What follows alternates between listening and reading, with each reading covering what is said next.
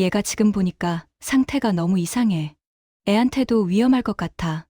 해당 영상은 경기도 일산에 거주하는 34세 이서연 씨의 사연을 바탕으로 재구성하였습니다. 이 영상에 등장하는 모든 인물의 이름은 가명이며 실제 사연을 재구성한 내용입니다. 저는 출산한 지 이제 2달이 지난 초보 엄마입니다. 첫 아이를 가지기 전에는 임신과 출산이 이렇게까지 사람을 무너뜨릴 수 있는 일인지 전혀 알지 못했습니다. 출산 직후부터 시작된 극심한 탈진, 잠을 잘 수 없을 정도의 불안, 이유 없이 눈물이 나는 감정 기복이 계속되면서 병원에서는 산후 우울증 초기 증상이라는 진단을 받았습니다. 치료와 상담을 병행하고 있었고, 남편도 초반에는 힘든 시기니까 함께 이겨내자며 적극적으로 도와주려고 했습니다. 하지만 문제는 시댁이었습니다. 특히 시어머니는 제가 산후 우울증이라는 말을 받아들이지 못하는 듯했습니다. 임신부터 출산까지 모든 과정을 여자는 원래 다 겪는 일이라고 생각하시는 분이었고, 제가 감정을 힘들어하고 몸을 가누기 어려워하며 아기를 돌보지 못하는 모습을 볼 때마다 마음먹기에 달린 일인데 왜 저러나라는 눈빛을 보이셨습니다. 아이를 낳고 3주 정도 지났을 무렵이었습니다. 남편이 회사에 복귀하면서 주말마다 시어머니가 집에 들르는 일이 잦아졌습니다. 도와준다는 명목이었지만 제 입장에서 그 시간은 도움이 아니라 압박이었습니다. 집이 어지러져 있으면 산후 우울증 때문에 정리가 안 된다고 이해하기보다는 애 키우는 집이 이래서야 되겠냐는 느낌으로 집안을 둘러보셨습니다. 제가 수유 중 눈물을 흘리고 있으면 아기 앞에서 울면 기운이 안 좋다며 감정을 억누르라고 했습니다. 그때까지만 해도 저는 그저 세대 차이라고 생각했습니다. 하지만 어느 순간부터 시어머니의 시선과 말투는 단순한 걱정이나 잔소리를 넘어서는 압박으로 변해갔습니다. 어느 날 시어머니가 제가 먹던 약을 보더니 왜 정신과 약을 먹느냐며 놀란 표정을 지었습니다. 저는 병원에서 상담을 통해 처방받은 약이고 호르몬 변화로 생긴 문제라고 설명했지만 시어머니는 그 설명을 전혀 받아들이지 않았습니다.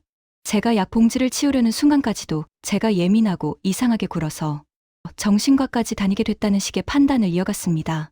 결정적인 사건은 그 다음 주말에 일어났습니다. 전날 밤 아기가 계속 울어 남편이 저를 대신해 아이를 안고 거실로 나가 달래고 있었습니다. 저는 극심한 피로와 우울 증상이 겹쳐 침대 가장자리에서 멍하니 앉아 있을 수밖에 없었습니다. 분명 몸이 움직여야 한다는 걸 알면서도 마음과 의지가 따라주지 않아 한동안 제자리에서 벗어나지 못했습니다. 그 시각 다른 방에서 자던 시어머니가 아기 울음소리를 듣고 나왔습니다. 평일엔 바쁘게 일하고 주말에는 쉬어야 하는 본인 아들이 집에 있는 저를 대신해 밤새 아이를 달래는 모습을 보고 못마땅하셨던 것 같습니다. 다음 날 아침 저는 잠을 거의 못 잔 채 늦게서야 겨우 일어났고 남편은 간단한 식재료와 기저귀를 사러 근처 마트에 잠시 나간 상황이었습니다. 그때 시어머니는 제가 있는 방문 근처에서 남편에게 전화를 걸었습니다. 저는 침대에서 그 통화 내용을 그대로 들을 수 있는 거리였지만 시어머니는 제가 아직 늦잠 자느라 듣지 못한다고 생각하듯이 말했습니다. 얘가 지금 보니까 상태가 너무 이상해. 애한테도 위험할 것 같아. 산후 우울증을 단순히 이상한 행동으로만 보시는 듯한 말투였습니다. 제가 분명 바로 옆에서 들을 수 있는 상황이었는데도 저를 하나의 사람으로 보지 않고 관리 대상이나 문제 있는 존재처럼 말하는 태도였습니다. 저는 모멸감에 얼굴이 화끈거렸지만 몸도 마음도 무너진 상태라 그 자리에서 항변할 힘조차 없었습니다. 하지만 이 모든 상황보다 더 충격적이었던 건 남편의 태도였습니다. 시어머니는 그날 밤 남편에게 제 감정을 과장하거나 정신적으로 불안하다는 식으로 이야기를 전달했습니다. 남편은 그 이야기를 그대로 받아들였는지 저를 걱정하는 척하면서도 은근히 시어머니의 말을 지지하는 방향으로 이야기를 꺼냈습니다. 너 요즘 좀 예민해진 건 사실이잖아. 엄마 말처럼 치료를 더 세게 받아보는 게 좋지 않겠어? 라는 말까지 들었습니다. 저는 남편에게 산후 우울증은 전문적인 케어가 필요한 질환이고 회복의 시간이 필요하다고 여러 번 이야기했지만 남편은 어느 순간부터 제가 아기에게 위험할지도 모른다는 기색을 드러내기 시작했습니다. 제 행동을 유심히 관찰하는 눈빛, 혹시라도 아기를 다치게 할까 걱정하는 듯한 과도한 개입. 결국 남편은 시어머니와 상의한 뒤 산후조리원에 다시 잠시 들어가 보는 게 어떠냐는 제안을 해왔습니다.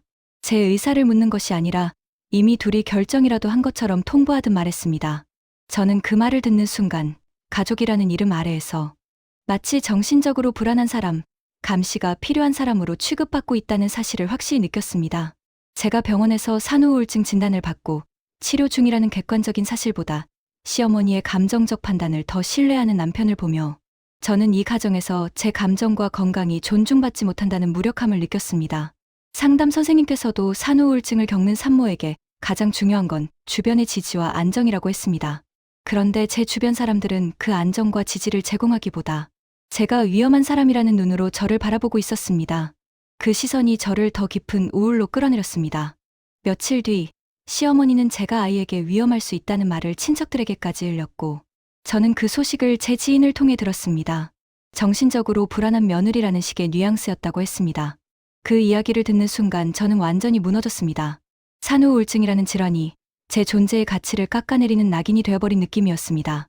저는 결국 남편에게 더 이상 이 집의 분위기 속에서 회복이 어렵다는 말을 꺼냈습니다. 시어머니의 행동이 제 감정과 건강을 얼마나 악화시키는지, 남편이 그 편을 드는 것만으로도 얼마나 큰 상처가 되는지 설명했습니다.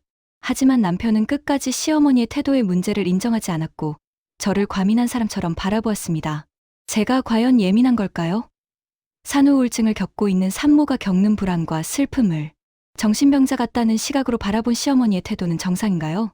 그리고 그런 시각을 아무 비판 없이 받아들이는 남편의 태도는 과연 이해할 수 있는 일일까요?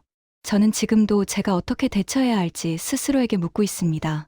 여러분이라면 어떻게 하셨을까요? 아무리 아직까지도 총각인 저일지라도 이건 남편과 시어머니가 오히려 정신과 상담을 받아봐야 할 것 같다고 생각이 듭니다. 정말 개빡치네요. 여러분의 의견도 댓글과 투표로 남겨주세요. 더 재미있는 사연을 계속 보고 싶으신 분들은 구독과 알람 꼭 부탁드립니다.